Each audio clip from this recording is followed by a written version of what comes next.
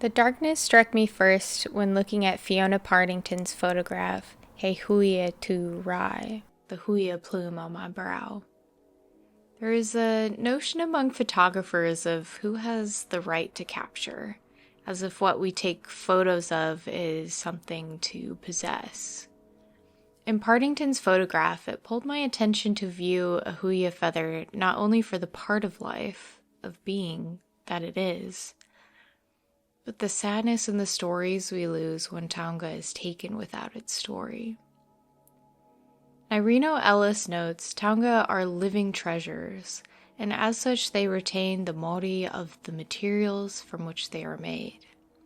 The materials are part of a living genealogy. In a photograph, there is a disconnect to the materials.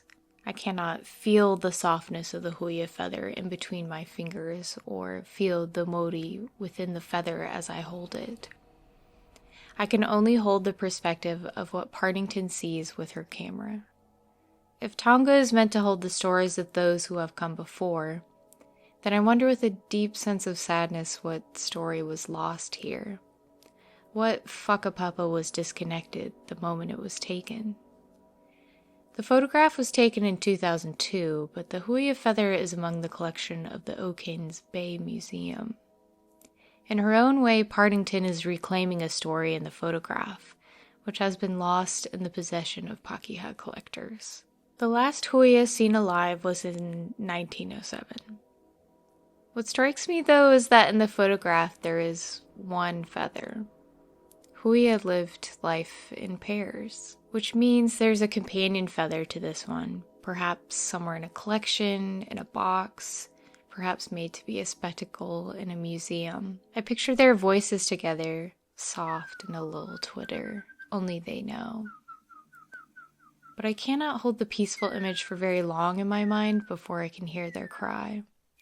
The cry that made them easy to kill one after another. Māori named the Huia for their distress call that sounded as if they were saying, "Where are you?" Their names seemingly sealed their fate, as the last of the Huia disappeared alongside the native forests in the pursuit of science and progress.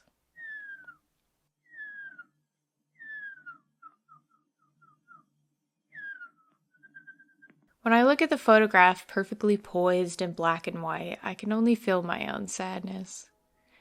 I have loved birds since I was young, and moving to Aotearoa, I have a particular love for watching pairs of birds in the wetlands, listening to them chitter and twitter at one another.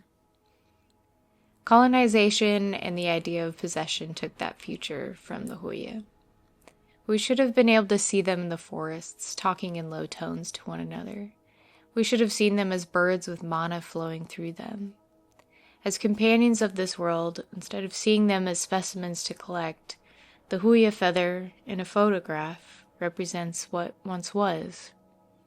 Historically, a Huia feather marks people of distinction, yet here, it's on a table, with its whakapapa disconnected. And I wish I knew the story of this Huia. Whether she cried when she felt her fate, if she asked, "Where are you?" before her breath let out for the last time.